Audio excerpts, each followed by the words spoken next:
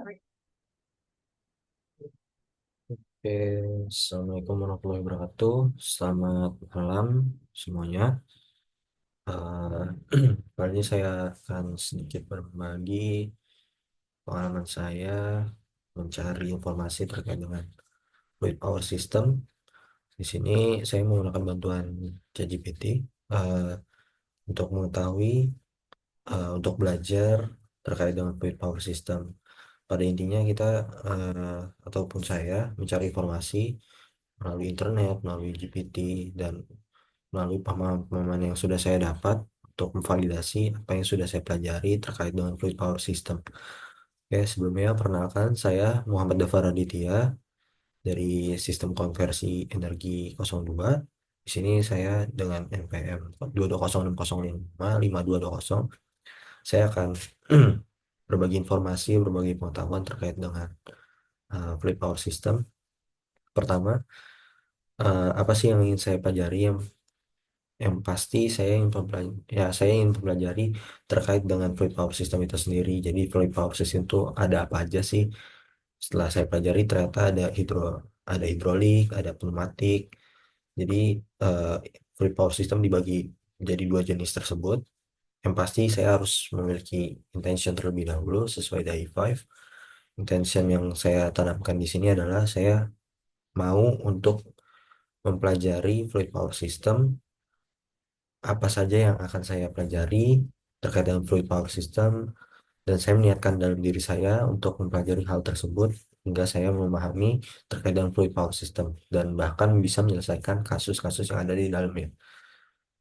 Tentunya saya rasa perlu untuk mengumpulkan informasi. Saya berniat untuk mengumpulkan informasi terkait konsep dasarnya, penerapannya, maupun tantangan yang akan dihadapi di masa depan. Oke, sesuai ini, setelah saya melakukan niat, intention, saya melakukan initial thinking terlebih dahulu. Jadi masalah yang ingin saya selesaikan apa sih? Masalah yang ingin saya selesaikan adalah eh, masalahnya adalah saya ingin mempelajari fluid power system itu sendiri. Jadi saya harus mengetahui fluid power system itu apa secara definisi. Jadi menurut GPT itu fluid power system teknologi yang menggunakan fluida. Jadi segala sesuatu yang menggunakan fluida, lalu dia tujuannya untuk apa? Untuk mentransfer energi dari satu tempat ke tempat yang lain untuk melakukan kerja mekanis di dalamnya. Secara sederhana, fluid power system ini eh, apa ya? Merupakan pengembangan dari rumus yang sederhana banget yang sudah kita pelajari di SMA, yakni hukum Pascal, yang mana tekanan akan sama dengan gaya dibagi persatuan luas. Oke, di sini bisa dilihat sebelumnya contohnya ini kan tadi sudah saya singgung bahwa fluid power system ini ada di hidrolik maupun ada di pneumatik. Hidrolik ini secara apa ya, secara sekilas atau secara mudahnya dia ada di alat berat biasanya, ataupun ya kebanyakan di alat berat sih hidrolik, karena untuk memindahkan beban yang lebih besar gitu. Sedangkan kalau untuk pneumatik biasanya ada di alat-alat pemindah barang ataupun produk pada industri, biasanya ada di FMCG dan otomotif gitu, di alat mesin-mesinnya.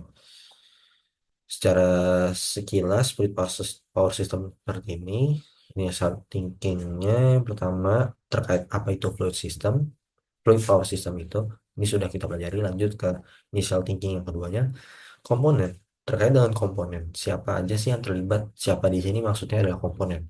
Komponen yang terlibat umumnya ada pompa, kompresor, reservoir, tangki, valve, dan masih banyak lagi. Bisa ada pipeline, dan segala macam.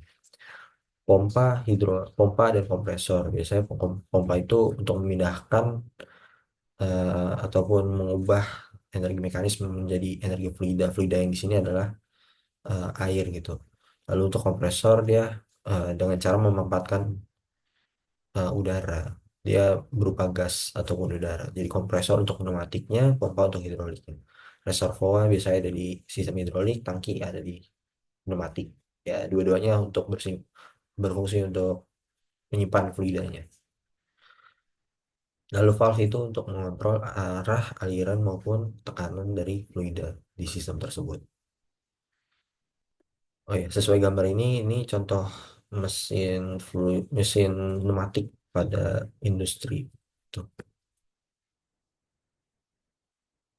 Oke, setelah initial thinking, kita perlu melakukan idealization. Idealization yang saya maksud sini adalah penyederhanaan terkait masalah-masalah yang ingin saya bahas. Karena tidak mungkin saya membahas masalah secara panjang, secara banyak, dan itu membutuhkan waktu yang lebih panjang lagi, membutuhkan konsentrasi, konsentrasi yang lebih dalam lagi. Di sini, karena di minggu pertama ini hanya membahas secara sederhana, maka saya sederhanakan apa yang ingin saya tanyakan di sini. Yang pasti penyederhanaannya itu mencakup tentang cara kerja sistem hidrolik dan pneumatik itu sendiri, lalu contohnya, contoh penerapan di industrinya, lalu identifikasi tantangannya, apakah hidrolik, apakah fluid power system ini memiliki harapan di masa depan dan segala macam. Oke, kita masuk ke yang terakhir, instruction. Setelah saya mengolah apa yang sudah saya dapatkan terkait pengetahuan dasar yang diperlukan seperti full Pascal, lalu penyederhanaan-penyederhanaan terkait problem yang ingin saya selesaikan, maka akan saya dapatkan hasil result ataupun summary terkait dengan konsep dasar karena saya tadi mengetahui apa itu fluid power system secara dasarnya, ada apa aja di dalamnya, prinsipnya seperti apa, lalu penerapannya ada di mana, lalu tantangan di masa depannya apakah masih ada atau tidak. Secara konsep dasar, di sini saya mendapatkan bahwa hidrolik itu dia eh, dia menggunakan cairan untuk menghasilkan tenaga yang lebih besar gitu. Dan ini terbukti di sumber manapun dan di GPT juga terbukti bahwa hidrolik itu mampu memindahkan ataupun bekerja untuk pada eh, pada tenaga yang besar gitu seperti ekskavator. Sedangkan pneumatik itu tenaganya lebih kecil biasanya untuk eh, industri-industri FMCG ataupun rem pada kereta gitu. Karena pneumatik dia menggunakan gas lebih ringan dan cepat gitu. Lalu prinsip utama pada fluid power system ini adalah hukum Pascal. Jadi konsep dasarnya ada di hukum Pascal. Ada di mana sih sebenarnya fluid power system itu? Biasanya ada di otomotif. Di otomotif itu biasanya pada rem hidroliknya, terus kontrol hidrolik eskavator. Lalu ada juga di manufaktur. Manufaktur dia kebanyakan biasanya banyaknya ada di pneumatik, tapi tidak menutup kemungkinan ada pun yang hidrolik. Lalu pada bidang energi, pompa dari pembangkit tersebut, lalu mesin bor pada konstruksi di industri pembangkit tersebut. Tantangannya apakah masih ada? Tentu masih ada. Yang pertama, efisiensi energi. Lalu yang kedua, keberlanjutan. Tiga, digitalisasi dan IoT. Tentunya dengan adanya digitalisasi dan IoT, kita mampu mengontrol apa yang dikerjakan dari fluid power system ini sendiri dan sehingga bisa menyebabkan keberlanjutan di masa depan. Lalu material yang inovatif. Jadi bisa dikembangkan dari segi materialnya, fluidanya seperti apa dan segala macam. Baik, terima kasih atas perhatiannya. Ini mungkin pemaparan singkat terkait apa yang saya pahami di minggu pertama terkait dengan fluid power system. Mungkin itu saja dari saya. Kurang lebih mohon maaf. Wassalamualaikum warahmatullahi wabarakatuh.